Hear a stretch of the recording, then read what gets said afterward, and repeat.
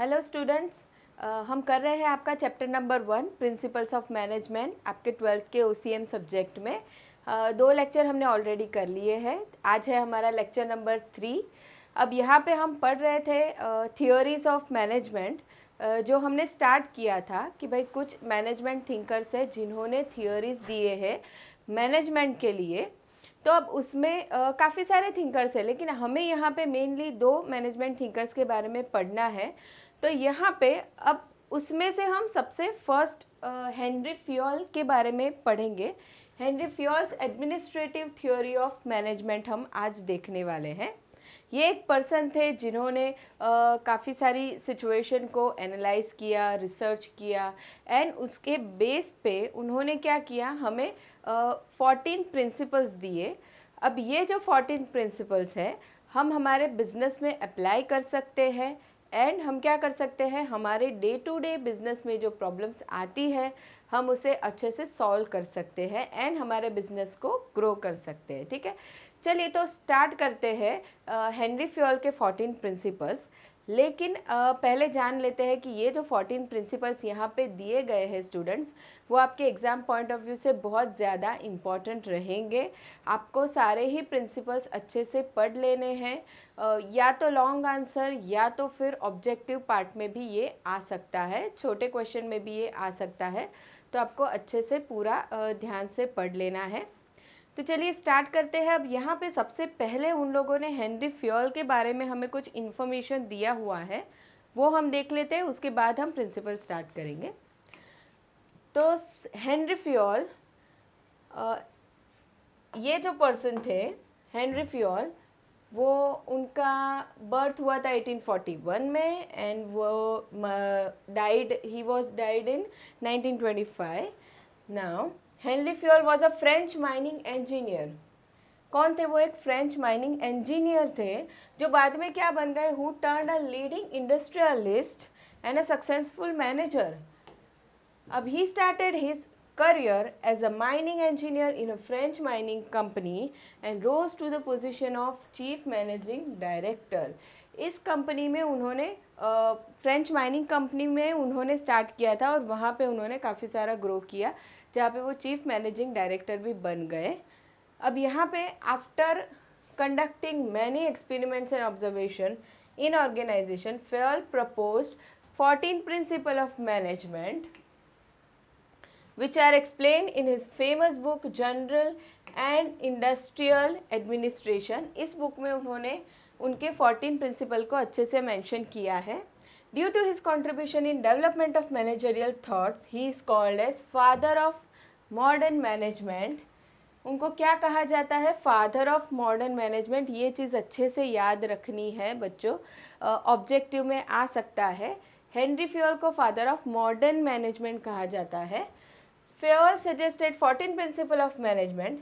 These statements serve as a guideline for decision making and management action.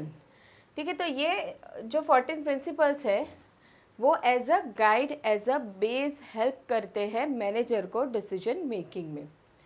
तो चलिए start करते हैं 14 principal.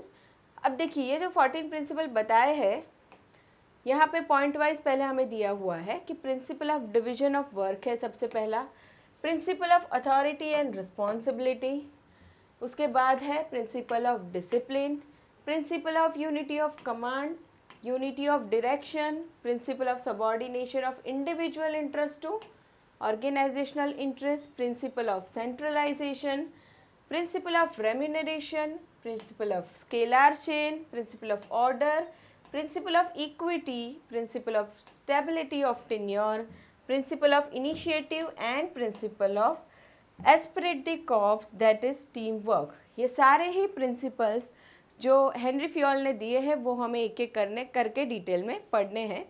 तो चलिए स्टार्ट करते हैं। सबसे पहला जो है principle of division of work. सबसे फर्स्ट प्रिंसिपल उन्होंने बताया कि डिवीजन ऑफ वर्क कर दो। डिवीजन करना यानी डिवाइड करना, वर्क को डिवाइड करना। अब कौन सा वर्क? हम सोचेंगे चलो बिजनेस में कौन कौन से वर्क होते हैं, काफ़ी सारी एक्टिविटीज़ होती है, काफ़ी सारे काम होते हैं बिज़नेस में, ठीक है। बिज़नेस चल रहा है तो क्या चाहिए, फाइनेंस चाहिए, पैसे लाने हैं, लोन लेना है, कैपिटल लाना है, वो काम हो जाएगा, ठीक है। उस पैसों से फिर हम आगे क्या करने वाले हैं, मशीनरी लेंगे, एसेट्स लेंगे, लैंड लेंगे रेंट पे, बाकी क्या होगा, उसके बाद हम रॉ मटेरियल परचेज करने वाले हैं तो परचेजिंग एक्टिविटी होगी, उससे हम प्रोडक्शन करेंगे, प्रोडक्शन एक्टिविटी होगी। ये सारे काम करने के लिए हम क्या करेंगे, हमारे ऑर्गेनाइजेशन में हम एम्प्लॉयज़ को अपॉइंट करेंगे, तो वो एक काम हो जाएगा, ह्यूमन रिसोर्स का काम हो जाएगा। उसके बाद हम सेल्स का काम करेंगे, हमने जो प्रोडक्ट बनाया है या सर्विस हम दे रहे हैं, सेल्स करेंगे हम। सेल्स करने के लिए हम प्रोडक्ट का पहले एडवर्टीज़मेंट करेंगे, मार्केटिंग करेंगे, ठीक है। तो ऐसे काफ़ी सारी चीज़ें, काफ़ी सारी एक्टिविटीज़ बिजनेस में होती है। प्लस बिजनेस के अंदर डेली हाउस कीपिंग का काम होता है, सिक्योरिटी होता है, वेयर हाउस मेंटेन होता है, तो कितने सारी काम एक्टिविटीज़ होती है बिजनेस में, ठीक है। तो इन्होंने क्या बताया सबसे फर्स्ट प्रिंसिपल में कि पहले तो डिवीजन ऑफ वर्क कर दो।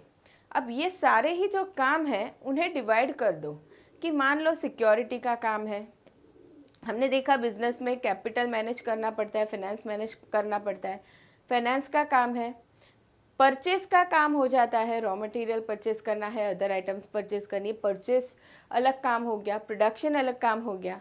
तो ये सारे ही काम को डिवाइड कर दो एंड उसके बाद उस काम को अलॉट कर दो रिस्पेक्टेड एम्प्लॉयज़ को, ठीक है। अब ये डिवाइड करने से क्या होगा, डिवीजन ऑफ वर्क करने से जिस भी पर्सन को ये काम दिया गया है वो पर्सन उस काम को बहुत अच्छे से कर पाएगा, कोई कन्फ्यूजन नहीं होगा, क्योंकि काम डिवाइड कर दिया गया है एंड प्रॉपर एम्प्लॉय को अलॉट कर दिया गया है।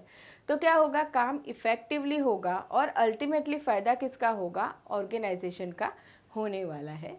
तो according to this principle the work is divided into different kinds such as technical, financial, commercial, security operations, accounting and managerial, ठीक है। ये सारे ही चीज़ों में हम क्या करते हैं, काम को डिवाइड कर देते हैं। It is assign to employees, देखिए उसके बाद क्या करना है, सारे ही काम रिस्पेक्टेड एम्प्लॉयज़ को असाइन करने हैं।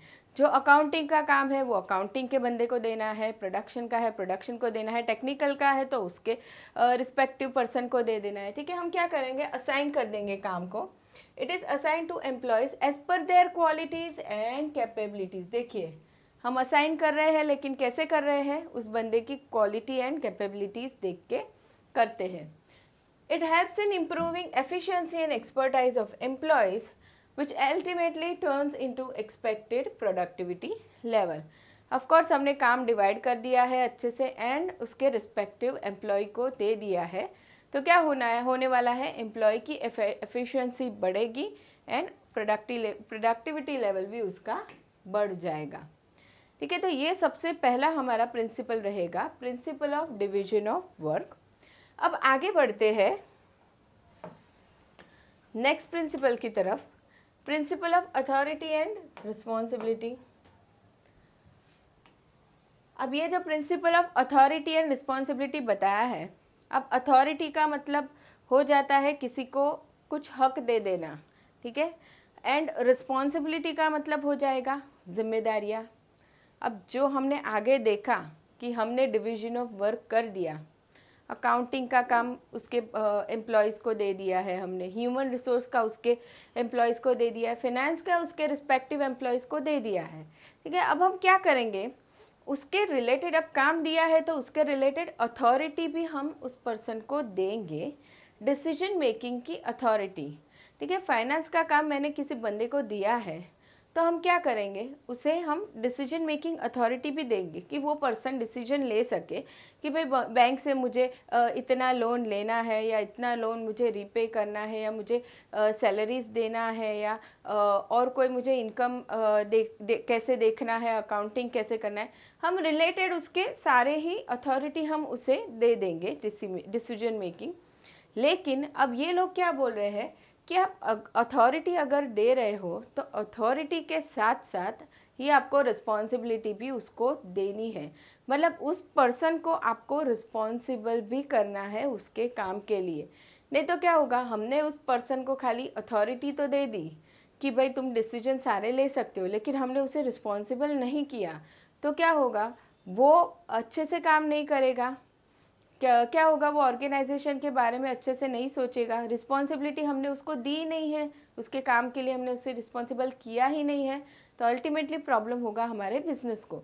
इसलिए अगर हम अथॉरिटी दे रहे हैं तो साथ ही हम रिस्पॉन्सिबिलिटी भी उसी पर्सन को दे देंगे। तो authority is the right to take decisions. It is necessary to get things done appropriately from subordinates. Authority always comes with the responsibility. If the manager is given authority to complete a task within a given time, he should be held responsible if he does not complete the work in a given time. Manager should have proper authorities to take managerial decision on his own in respect of goal.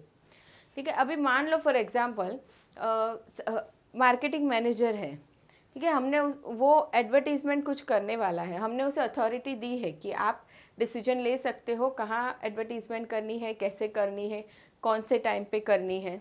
तो हम क्या करेंगे, उस person को फिर responsible भी रखेंगे कि उस एडवर्टीज़मेंट से जितना सेल होना चाहिए था उतना हुआ या नहीं हुआ, उसके लिए हम उसे रिस्पॉन्सिबल भी बनाएंगे। ठीक है, तो हमने अथॉरिटी भी दिया एंड साथ ही में हमने उसे रिस्पॉन्सिबल भी कर दिया।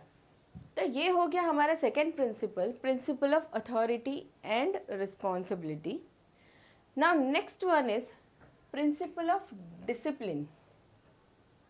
अब डिसिप्लिन हर जगह होना चाहिए, ठीक है, हमारा घर हो या स्कूल हो या कॉलेज हो या ऑफिस हो, डिसिप्लिन अगर फॉलो होगा तो क्या होता है, काम बहुत अच्छे से होता है अगर हम डिसिप्लिन फॉलो कर रहे हैं तो। अब जब बिज़नेस की हम बात करेंगे तो बिज़नेस में भी डिसिप्लिन मेंटेन होना चाहिए हर तरीके से। जैसे एम्प्लॉयज़ टाइम पे आ रहे हैं, टाइम पे जा रहे हैं, उनके लंच टाइम है प्रॉपरली टाइम पे हो रहे हैं, ठीक है, वो जो काम कर रहे हैं वो प्रॉपर टाइम पे रिपोर्ट्स वगैरह सबमिट कर रहे हैं। काफ़ी सारी चीज़ें ऐसी होती है जहाँ पे डिसिप्लिन मेंटेन होना चाहिए। ठीक है, अगर बिज़नेस में डिसिप्लिन है तो ही बिज़नेस अच्छे से चल सकता है। और अगर बिज़नेस की जो टॉप लेवल अथॉरिटीज़ है, जैसे हम बोलते हैं बोर्ड ऑफ डायरेक्टर्स है, प्रोप्राइटर्स है, पार्टनर्स है, अगर वो डिसिप्लिन मेंटेन रखेंगे तो ही उनके सबॉर्डिनेट भी अच्छे से उनको फॉलो करेंगे एंड डिसिप्लिन मेंटेन करेंगे बिजनेस में। तो according to Fayol, discipline is most essential thing in the organization. Employees must obey and respect rules that govern the organization. क्या बोल रहे हैं वो लोग, बिजनेस के जो रूल्स हैं उसे एम्प्लॉयज़ ने ओबे करना चाहिए, मतलब फॉलो करना चाहिए एंड रिस्पेक्ट करना चाहिए। Discipline helps to achieve goals in the organisation. Good discipline is the result of effective leadership. देखो, अच्छे से अच्छा डिसिप्लिन मेंटेन कैसे होगा, अगर अच्छे से अच्छी लीडरशिप की जा रही है तो, मतलब जैसे मैंने बोला कि टॉप लेवल अथॉरिटीज़ जो है वो अच्छे से डिसिप्लिन मेंटेन करेंगे तो ही उनके सबॉर्डिनेट भी मेंटेन करेंगे। There must be a clear understanding between management and workers regarding organisations rule. Basic discipline should be observe at all level of management. यहाँ पे वो लोग बोल रहे हैं कि ऑर्गेनाइजेशन के जो भी डिसिप्लिन रूल्स हैं वो प्रॉपरली कम्युनिकेट हुए होने चाहिए एम्प्लॉयज़ को, एंड दोनों के बीच में, मैनेजमेंट एंड एम्प्लॉयज़ के बीच में कोई कन्फ्यूजन नहीं होना चाहिए उस डिसिप्लिन रूल्स के रिलेटेड। नाउ नेक्स्ट प्रिंसिपल हम देखेंगे, ये था हमारा तीसरा प्रिंसिपल डिसिप्लिन का, हमने देख लिया। Now fourth one is principle of unity of command. देखिए, यूनिटी ऑफ कमांड, अब कमांड का मतलब यहाँ हो जाएगा ऑर्डर देना। हम किसी को कमांड करते हैं कि भाई ये काम कर दो, वो काम कर दो। बिजनेस में क्या होता है, देखिए हमने पढ़ा था top level, middle level, lower level, ठीक है, मिडिल एंड लोअर। अब क्या होगा, टॉप लेवल पे जो है वो मिडिल लेवल को कमांड करेंगे, मिडिल लेवल पे जो है वो लोअर लेवल पे कमांड करेंगे, ऑर्डर्स देंगे। तो जो भी पर्सन है सुपीरियर है तो वो क्या करेगा, उसके सबॉर्डिनेट को वो ऑर्डर देने वाला है, कमांड करने वाला है कोई भी काम करने के लिए, टास्क करने के लिए। तो अब यहाँ पे वो लोग इस प्रिंसिपल में बता रहे हैं कि ये जो ऑर्डर हम दे रहे हैं उसकी यूनिटी होनी चाहिए, मतलब एक सबॉर्डिनेट को एक ही सुपीरियर से ऑर्डर मिलना चाहिए। एक से ज़्यादा सुपीरियर मतलब कोई एम्प्लॉय है उसको एक ही बॉस से ऑर्डर मिलना चाहिए, एक से ज़्यादा बॉस से ऑर्डर मिलेगा तो वो क्या हो जाएगा, वो एम्प्लॉय कंफ्यूज हो जाएगा कि कौन सा काम उसे पहले करना है, कौन सा बाद में करना है, किसे प्रायोरिटी देना है। और उस कन्फ्यूजन के कारण वो क्या होगा, उसका काम अच्छे से नहीं कर पाएगा और अल्टीमेटली प्रोडक्टिविटी लेवल सफ़र हो जाती है हमारे बिजनेस की। इसलिए उन्होंने बताया है कि एक सबॉर्डिनेट को एक ही सुपीरियर से ऑर्डर मिलने चाहिए, that is unity of command. अब यहाँ पे उन्होंने एक डायग्राम के ज़रिए हमें बताया है, देखिए ये राइट अप्रोच है। कैसा है, ये एक सुपीरियर है, उसके अंडर 3 सबॉर्डिनेट्स है, लेकिन हर एक को ऑर्डर तो एक ही पर्सन से मिल रहा है, एक ही पर्सन ऑर्डर दे रहा है, मतलब कोई कन्फ्यूजन नहीं है एम्प्लॉय के माइंड में, उसे पता है मुझे किसका ऑर्डर फॉलो करना है, क्या काम करना है।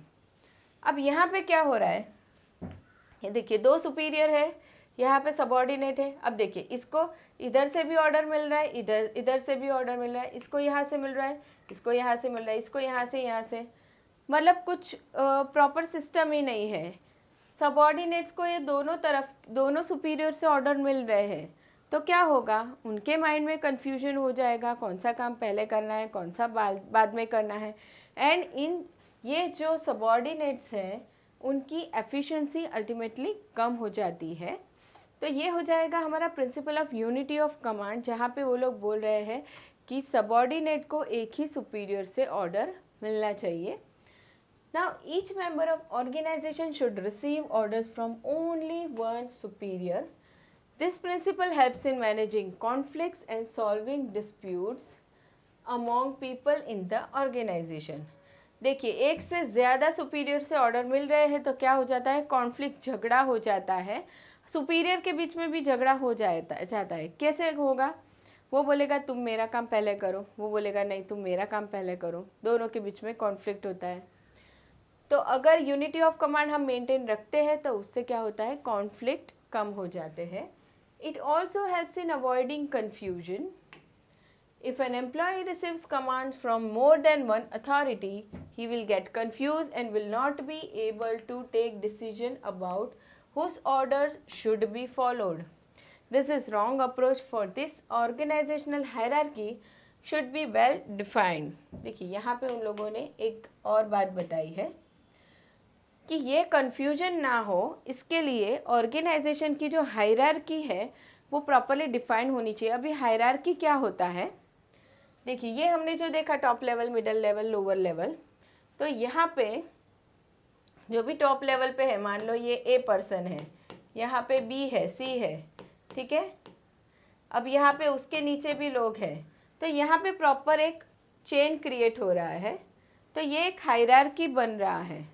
तो ये जो लेवल जो है हायरार्की है वो प्रॉपरली डिफाइन होनी चाहिए कि बॉस कौन है, उसके कितने एम्प्लॉयज़ है, ठीक है, उसके अंडर कितने एम्प्लॉयज़ है, वो जो पूरा चेन है वो प्रॉपरली डिफाइन होना चाहिए। उससे क्या होगा, एम्प्लॉयज़ के माइंड में कन्फ्यूजन नहीं होगा। तो organisational hierarchy should be well defined. Each employee should know his immediate superior and should receive orders from him only. Employee को उसका इमीडिएट, उसके ऊपर ही कौन सुपीरियर है उसे पता होना चाहिए कि उसे किसके पास से ऑर्डर्स लेने हैं, ताकि वो अच्छे से इफेक्टिवली काम कर सकता है। तो ये हो गया हमारा principle of unity of command, जहाँ पे एक सुपीरियर को एक सबॉर्डिनेट को एक ही सुपीरियर से ऑर्डर मिलने चाहिए। Now next one is principle of unity of direction. अब ये यूनिटी ऑफ डायरेक्शन में वो लोग बता रहे हैं कि ऑर्गेनाइजेशन में जो भी लोग काम कर रहे हैं उन्होंने एक ही गोल के लिए काम करना चाहिए। या फिर अलग अलग डिवीज़न की अगर हम बात कर ले तो भी वो डिवीज़न में भी जो भी एम्प्लॉयज़ काम कर रहे हैं उन्होंने एक ही सेम गोल के लिए काम करना चाहिए। मान लो हम प्रोडक्शन डिपार्टमेंट की बात करें, अब उन्होंने सोचा है कि हमें 10,000 यूनिट्स इस मंथ प्रोड्यूस करने हैं, एंड सामने परचेज डिपार्टमेंट है, वो ऐसे सोच रहा है कि भाई 5,000 यूनिट के हिसाब से मुझे परचेस करना है। तो क्या हो गया, उनका गोल अलग अलग हो गया। तो अल्टीमेटली सफ़र कौन करेगा, बिजनेस करेगा। अब जो प्रोडक्शन डिपार्टमेंट ने 10,000 यूनिट प्रोडक्शन करने के लिए सोचा था वो नहीं कर पाएगा, क्योंकि उसके पास रॉ मटेरियल 5,000 यूनिट वाला ही होगा। इसलिए वो लोग बता रहे हैं कि क्या होना चाहिए बिजनेस में, यूनिटी ऑफ डायरेक्शन, मतलब एक ही गोल के लिए सारे एम्प्लॉयज़ ने काम करना चाहिए, एक ही डायरेक्शन में सबने काम करना चाहिए। तो this principle states that there should be one head one plan in every organization. Each group in organization should have same objective and the group led by one manager using single plan. ठीक है, तो यहाँ पे हमने देखा कि सारे ही लोगों ने एक ही गोल, एक ही ऑब्जेक्टिव के लिए काम करना चाहिए। तो क्या होगा, अगर एक ही मैनेजर है तो वो एक ही प्लान फॉलो करवाएगा, एक से ज़्यादा मैनेजर है तो कन्फ्यूजन हो जाएगा, अलग अलग गोल भी हो जाएंगे। ठीक है, तो ये हो गया हमारा principle of unity of direction. Now next principle is principle of subordination of individual interest to organisational interest. अब यहाँ पे वो लोग बात कर रहे हैं कि एम्प्लॉय ने क्या करना चाहिए, बिजनेस में खुद का गोल, खुद का इंटरेस्ट नहीं देखना चाहिए। सबसे पहले उसने बिजनेस के इंटरेस्ट के बारे में सोचना चाहिए, बिजनेस के ऑब्जेक्टिव के बारे में सोचना चाहिए। क्योंकि अगर बिजनेस सक्सेसफुल होगा, बिजनेस अच्छे से ग्रो करेगा, बिजनेस प्रॉफिट अच्छा करेगा, तो अल्टीमेटली फ़ायदा किसका होने वाला है, एम्प्लॉय का ही होगा। उसे अच्छी सैलरी मिलेगी, अच्छा बोनस मिलेगा, अच्छे इंसेंटिव्स मिलेंगे। तो इसलिए वो लोग बोल रहे हैं कि इंडिविजुअल ने क्या करना है, एम्प्लॉय ने क्या करना है, खुद का इंटरेस्ट नहीं देखना है, बिजनेस के बारे में सबसे पहले सोचना है। जैसे कि हमने उन लोगों ने एग्जाम्पल भी दिया है, लेकिन हम अगर एक मूवी की बात करें, चक दे इंडिया मूवी सबने देखा ही होगा, तो उसमें एक बात बताई गई है कि जो भी प्लेयर्स थे, अलग अलग स्टेट के रिप्रेजेंटेटिव थे, अब वो प्लेयर्स को क्या बताया जाता है कि आपको खुद का इंटरेस्ट नहीं देखना है, आपको इंडिया के लिए खेलना है। ठीक है, तो वैसे ही यहाँ पे भी बताया गया है इस प्रिंसिपल में कि एम्प्लॉयज़ ने खुद का इंटरेस्ट नहीं देखना है, खुद का फ़ायदा नहीं देखना है, बिजनेस के बारे में ज़्यादा, सबसे मेन बिजनेस के बारे में ही सोचना है। तो according to this principle the interest of an individual must be given less importance than the interest of the organisation. While taking decision in the organization, the manager should always consider interest of whole group rather than interest of single employee. Manager भी क्या करेगा, जब भी कोई decision making हो रहा है तो वो कोई पर्टिकुलर एम्प्लॉय के बारे में नहीं सोचेगा, वो पूरे ही ग्रुप के बारे में, सारे लोगों के बारे में सोचेगा। Similarly, the employee should protect the interest of organization first and his personal interest should be subordinated. For example, in every game the players are always thinking about winning the match as a team rather than individual records. देखिए कोई भी game में भी क्या होता है, player क्या सोचता है कि भाई हमारी टीम जीत जाए। ठीक है, खुद के इंटरेस्ट के बारे में वो प्लेयर नहीं सोचता है। तो ये हो गया हमारा sixth principle, principle of subordination of individual interest to organisational interest. Now next one is principle of centralisation. अब ये सेंट्रलाइजेशन हो जाएगा, इसका मतलब हो जाएगा कि कोई भी बिजनेस है वहाँ पे क्या हो जाता है, डिसीजन मेकिंग पावर सेंट्रलाइज हो जाता है. ये रिलेट करेगा टॉप लेवल मैनेजमेंट से, जो टॉप लेवल मैनेजमेंट रहता है जहाँ पे board of directors, trustees, partners, proprietors की हम बात कर रहे हैं. तो क्या होता है, डिसीजन मेकिंग अथॉरिटी या पावर हम बोलेंगे वो उनके हाथ में रहता है बिजनेस का.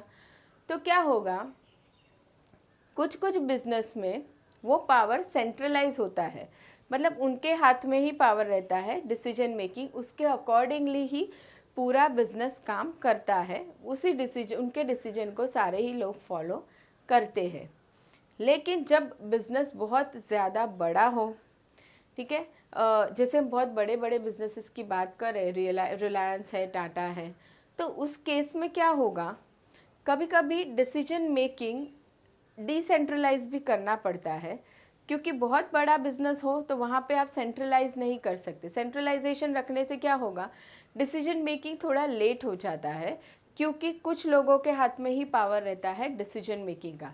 तो इसीलिए उस टाइम पे बड़े बड़े अगर बिजनेसेस हो तो वहाँ पे डिसीजन मेकिंग डिसेंट्रलाइज भी करना पड़ता है, ताकि डिसीजन मेकिंग फटाफट से हो एंड हम मार्केट में अपॉर्चुनिटीज़ को ग्रैब कर सके।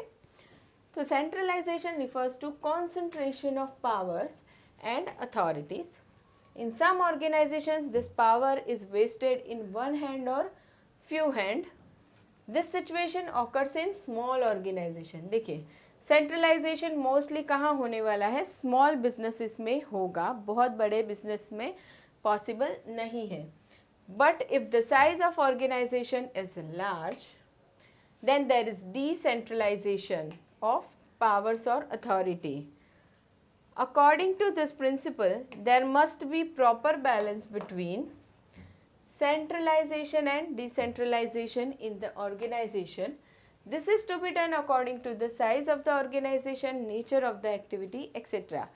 तो अब वो लोग बता रहे हैं कि बिजनेस में सेंट्रलाइजेशन एंड डिसेंट्रलाइजेशन दोनों में हमें बैलेंस मेंटेन रखना है, मतलब कहाँ पे कौन से डिसीजन में सेंट्रलाइजेशन हम रखेंगे एंड कौन से डिसीजन को हम छूट दे सकते हैं कि बाकी लोग भी उसका डिसीजन ले सके। तो डिसेंट्रलाइजेशन एंड सेंट्रलाइजेशन में हम बैलेंस मेंटेन रखेंगे डिपेंडिंग ऑन हमारा ऑर्गेनाइजेशन कैसा है, हमारे ऑर्गेनाइजेशन का काम कैसा है। अब मान लो डिसीजन मेकिंग बहुत ज़्यादा फास्ट करना बहुत ज़रूरी है, तो उस केस में हम क्या करेंगे, हमारी अथॉरिटी को डिसेंट्रलाइज हम कर सकते हैं। ठीक है, तो ये हमारा हो गया 7th प्रिंसिपल जो हमने देख लिया, principle of centralisation. Now next 8th principle is principle of remuneration. Remuneration की हम बात करने वाले हैं। अब रेम्यूनरेशन किसको मिलता है, ऑफ कोर्स एम्प्लॉय को मिलता है जो ऑर्गेनाइजेशन में काम कर रहा है। ठीक है, तो अब यहाँ पे प्रिंसिपल ऑफ रेम्यूनरेशन में बताया गया है कि जो भी एम्प्लॉय का रेम्यूनरेशन डिसाइड होता है वो कैसा होना चाहिए, फेयर होना चाहिए, मतलब प्रॉपर होना चाहिए रेम्यूनरेशन। अब ये जो फेयर रेम्यूनरेशन हम बोल रहे हैं, तो व्हाट इज़ फेयर। अब फेयर हम क्या सोचेंगे कि फेयर रेम्यूनरेशन कितना होता है, तो अब ये फेयर रेम्यूनरेशन डिसाइड किया जाएगा कुछ चीज़ों के बेसिस पे, जैसे कि कौन सी पोस्ट पे एम्प्लॉय अपॉइंट किया जा रहा है। ठीक है, अकाउंटिंग की हम बात करते हैं, मान लो अकाउंट्स डिपार्टमेंट में, तो अभी वो सीनियर लेवल पे है, जूनियर लेवल पे है, कौन से लेवल पे हम एम्प्लॉय को अपॉइंट कर रहे हैं, एम्प्लॉय की क्वालिफ़िकेशन क्या है, क्या क्या क्वालिटीज़ है उसकी, एक्सपीरियंस क्या है, वो भी हम देखेंगे। प्लस मार्केट में उस पोस्ट के लिए, उस क्वालिफ़िकेशन के लिए कितनी सैलरी मिल रही है वो हम देखेंगे। ठीक है, दूसरा इन सारी चीज़ों के बाद भी हम देखेंगे हमारे ऑर्गेनाइजेशन का पोजीशन क्या है, फाइनेंशियल पोजीशन। हमने सोच लिया चलो 50,000 सैलरी इसको मिलना चाहिए, लेकिन क्या हमारा ऑर्गेनाइजेशन कैपेबल है उसे 50 देने के लिए, तो हम हमारे ऑर्गेनाइजेशन की भी फाइनेंशियल कंडीशन देखेंगे। ठीक है, तो ये काफ़ी सारी चीज़ें देख के हम डिसाइड करेंगे कि फेयर रेम्यूनरेशन कितना होना चाहिए। तो देखते चलिए, appropriate remuneration to the staff और employ is principal to keep them satisfied financially as well as retain them for long span of time within the organisation. अगर हम एम्प्लॉय को अच्छे से रेम्यूनरेशन नहीं दे रहे हैं तो ऑफकोर्स वो एम्प्लॉय हमारे बिजनेस में नहीं टिकेगा, छोड़ के चला जाएगा। The fair remuneration affects on productivity and efficiency level in total. The remuneration should be fixed by taking into consideration skill, expertise, knowledge, tenure, cost of living, market trend, profitability of organisation etcetera. Of course कोई भी employ हो दुनिया का, अगर उसको salary अच्छी मिल रही है तो ही उसका प्रोडक्टिविटी लेवल अच्छा रहेगा, नहीं तो उसका प्रोडक्टिविटी लेवल, एफिशिएंसी लेवल कम हो जाता है। अब ये जो रेम्यूनरेशन उन्होंने बताया, कैसे हमें डिसाइड करना है, हम एम्प्लॉय की स्किल देखेंगे, एक्सपर्टाइज, नॉलेज देखेंगे, टेन्योर का मतलब है कितने टाइम के लिए वो एम्प्लॉय हमारे ऑर्गेनाइजेशन में है। थोड़े टाइम के लिए हमने अपॉइंट किया है, लॉन्ग टर्म के लिए हमने अपॉइंट किया है। तो टेन्योर, कॉस्ट ऑफ लिविंग मतलब स्टैंडर्ड ऑफ लिविंग क्या चल रहा है मार्केट में, वो हम देखेंगे। मार्केट ट्रेंड, सेम पोजीशन के लिए कितनी सैलरी मिल रही है और लोगों को, वो देखेंगे। एंड प्रॉफिटेबिलिटी ऑफ ऑर्गेनाइजेशन मतलब फिनेंशियल कंडीशन ऑफ बिजनेस हम देखेंगे। ये सारी चीज़ें देख के हम डिसाइड करेंगे रेम्यूनरेशन। ठीक है, तो ये हमारा हो गया principal of remuneration. Now next one is principle of scalar chain. अब ये प्रिंसिपल भी बहुत अच्छे से समझना है, बहुत ज़्यादा इम्पॉर्टेंट हो जाएगा। प्रिंसिपल ऑफ स्केलर चेन, देखिए अभी स्केलर चेन क्या होता है। स्केलर चेन मतलब बिजनेस में एक हायरार्की फॉलो होती है डिसीजन मेकिंग के लिए। जैसे टॉप लेवल पे जो भी पर्सन है, जितने भी पर्सन हैं, वो ऑर्डर देंगे उनके सबऑर्डिनेट को, मतलब जो डिविजनल मैनेजर रहेंगे, फाइनेंस डिपार्टमेंट का मैनेजर है, परचेज का है, प्रोडक्शन का है, सेल्स का है, वो उनको ऑर्डर देंगे।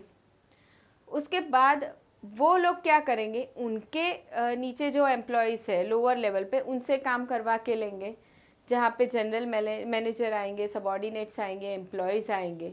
ठीक है, तो एक लेवल टू लेवल एक चेन क्रिएट हो रहा है, तो उसे हम बोलेंगे स्केलर चेन। जैसे कि उन्होंने यहाँ पे बताया है एक डायग्राम में हमें, देखिए ये क्या है, ये टॉप लेवल पे आ जा रहा है, ये पर्सन ए जो ऑर्डर्स देगा बी और ई को, ये मिडल लेवल पे आ जाएगा। ठीक है, एंड यहाँ पे लोअर लेवल।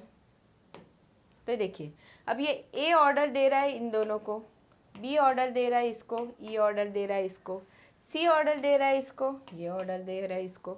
तो ये एक चेन क्रिएट हो रहा है, एक हायरार्की क्रिएट हो रही है। देखिए ये भी यहाँ पे एक हायरार्की क्रिएट हो रही है। तो ये सारी जो चेन क्रिएट हो रही है वो मिलके बन जाता है स्केलर चेन।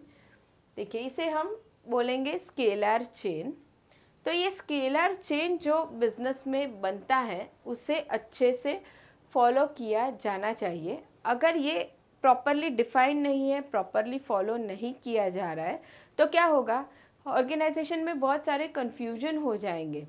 ठीक है, किसको कहाँ से ऑर्डर मिल रहा है, कौन किसके प्लान को फॉलो कर रहा है, कुछ पता ही नहीं रहेगा। And ultimately productivity level employ का कम हो जाएगा एंड बिजनेस की प्रॉफिटेबिलिटी फिर कम हो जाती है। इसलिए उन लोगों ने बताया principle of scalar chain, scalar chain follow होना चाहिए। Scalar chain means the hierarchy of authority from top level to lower level for the purpose of communication. देखिए स्केलर चेन का उन्होंने मतलब बता दिया अच्छे से। This helps to ensure the orderly flow of information and communication. अगर हमने प्रॉपर हायरार्की डिफाइन किया हुआ है, प्रॉपर स्केलर चेन है, तो क्या होता है, इंफॉर्मेशन क्लियरली कम्युनिकेट होती है एंड फॉलो होती है। Traditionally organisation used to frame large scalar chain which is time consuming. For example, a general manager informs the decision to respective functional manager, then functional manager will pass it to supervisor, supervisor will inform to foreman and so on, according to level of authority. Now for avoiding this longer chain and to take speedy decisions, cross communication or direct communication is followed by various organizations which is known as gangplank. देखिए अब ये कुछ अलग बात है, लेकिन normally क्या होता है, स्केलर चेन बिजनेस में every day to day life में फॉलो होता है। सुपीरियर उसके सबऑर्डिनेट को बताएगा, वो उसके सबऑर्डिनेट को इन्फॉर्मेशन देगा। ठीक है, लेकिन कभी कभी क्या हो जाता है, कुछ सिचुएशन ऐसी हो जाती है जहाँ पे इमरजेंसी आ जाती है। मान लो हमने जहाँ पे गुड स्टोर किया है वहाँ पे वेयर हाउस में फायर हो गई, या कुछ और प्रॉब्लम हो गई, इमरजेंसी सिचुएशन आ गई, फटाफट से डिसीजन लेना है, तो उस केस में क्या होता है, अगर हम ये कम्युनिकेशन की चेन फॉलो करने जाए तो डिले हो सकता है डिसीजन मेकिंग में और अल्टीमेटली बिजनेस का लॉस हो सकता है। तो उस केस में डायरेक्ट कम्युनिकेशन होता है, कोई भी एम्प्लॉई एंड कोई भी सुपीरियर या सबॉर्डिनेट के बीच में डायरेक्टली कम्युनिकेशन होता है, तो उसे हम क्या बोलते हैं, गैंग प्लैंक। तो ये वर्ड अच्छे से याद रखना है। गैंग प्लैंक का मतलब क्या होता है, इन केस ऑफ इमरजेंसी कोई भी पर्सन, कोई भी एम्प्लॉय किसी से भी डायरेक्टली कम्युनिकेट करता है। ठीक है, देखिए अब यहाँ पे इमरजेंसी सिचुएशन में देखिए यहाँ पे डायरेक्टली कम्युनिकेशन हो रहा है। ऐसे तो डे टू डे लाइफ में तो होगा नहीं, ये चेन फॉलो होगा, लेकिन इन केस ऑफ इमरजेंसी हो रहा है तो इसे हम क्या बोलेंगे, गैंग प्लैंक बोलेंगे। ना for direct communication proper permission of authorities is necessary. ये डायरेक्ट कम्युनिकेशन पॉसिबल है, लेकिन इसीलिए इसके लिए भी परमिशन लेना ज़रूरी है। परमिशन लेके हम डायरेक्टली कम्युनिकेशन कर सकते हैं। तो ये हो गया हमारा principle of scalar chain. Now अब यहाँ पे उन लोगों ने डायग्राम एक्सप्लेन किया हुआ है। In the above diagram the communication between D and G, देखिए डी एंड जी के बीच में जो कम्युनिकेशन हुआ should follow through proper hierarchy, but to avoid delay in emergency situation there will be direct communication, it is termed as gangplank। वैसे तो इन दोनों के बीच में कम्युनिकेशन स्केलर चेन के थ्रू ही होगा, लेकिन इन केस ऑफ इमरजेंसी उन लोगों ने डायरेक्टली कम्युनिकेट किया, जिसे हम कहेंगे गैंग प्लैंक। तो ये हो गया हमारा principle of scalar chain. The next is principle of order. अब ये प्रिंसिपल ऑफ ऑर्डर बताता है, यहाँ पे ये आपको वर्डिंग्स याद रखने हैं। This principle is based on a place for everything and everything in its place. देखिए बिजनेस में काफ़ी सारे एसेट्स रहेंगे, मशीनरीज रहेंगी, इक्विपमेंट्स रहेंगे, ह्यूमन रिसोर्स भी रहेंगे। तो अब ये लोग क्या बोल रहे हैं, अ प्लेस फॉर एवरीथिंग। जो भी चीज़ें बिजनेस में है सारी चीज़ों के लिए जगह होनी चाहिए, and everything in its place. अब वो सारी चीज़ें उनकी जगह पे भी होनी चाहिए। ठीक है, हमने मशीनरीज ले लिए हैं, इक्विपमेंट्स ले लिए हैं, लेकिन जब भी ज़रूरत है तब वो टाइम पे अवेलेबल नहीं है उसकी जगह पे, तो उसका कोई मतलब नहीं है, हम उसका यूज़ नहीं कर पाएंगे। अगर हम ह्यूमन रिसोर्स की भी बात करें तो वो पर्सन उसकी राइट प्लेस पे उसकी क्वालिटीज़ के हिसाब से अपॉइंट किया हुआ होना चाहिए, एंड वो पर्सन अवेलेबल भी होना चाहिए। इसलिए वो लोग बोल रहे हैं कि बिज़नेस में हर एक चीज़ की जगह होनी चाहिए, एंड वो चीज़ उसके जगह पे भी होनी चाहिए। तो this principal is based on a place for everything and everything in is place. Human resources and material should be in the right place at the right time for maximum efficiency. अब ये दो resources उन लोगों ने बताए हैं, एक human resources and दूसरा मटीरियल्स। ये दोनों ही चीज़ें राइट प्लेस पे अवेलेबल होना चाहिए, राइट टाइम पे अवेलेबल होनी चाहिए। Human resources should be placed at right place and on right job. The principle focus is on proper utilisation of physical and human resources. इस प्रिंसिपल से हम क्या सीखते हैं कि सारी ही चीज़ें उसकी जगह पे प्रॉपर है तो हम उसका एफिशिएंटली यूज़ कर सकते हैं, एंड हम प्रॉफिटेबिलिटी बिजनेस की बढ़ा सकते हैं। तो ये हो गया हमारा principle of order. Now next one is principle of equity. अब प्रिंसिपल ऑफ इक्विटी बताता है कि जो भी सुपीरियर है बिजनेस में उसने क्या करना है, उसके सारे ही सबॉर्डिनेट को इक्वल ट्रीट करना है। ऐसे नहीं करना है कि भाई चलो काम डिवाइड कर रहे हैं तो उसके फेवरेट एम्प्लॉय को कम काम दे दिया, या अच्छा काम उसे दे दिया, बाकी लोगों को दूसरा दे दिया, या फिर सैलरी डिसाइड कर रहा है तो किसी को अच्छे से रेम्यूनरेशन दिया, किसी को नहीं दिया। ऐसे नहीं होना चाहिए, प्रिंसिपल ऑफ इक्विटी मेंटेन होना चाहिए। अगर प्रिंसिपल ऑफ इक्विटी मेंटेन नहीं हुआ है तो क्या होता है, एम्प्लॉयज़ जो है डीमोटिवेट हो जाता है, प्रोडक्टिविटी लेवल उसका कम हो जाता है। तो management should be fair as well as friendly to subordinates. While dividing the work, delegating the authorities, deciding monetary terms, etc. There should not be any discrimination. Discrimination मतलब partiality. There should not be any discrimination between employees. It is also suggested that remuneration should not be depend on department, but at the level on which subordinates are working.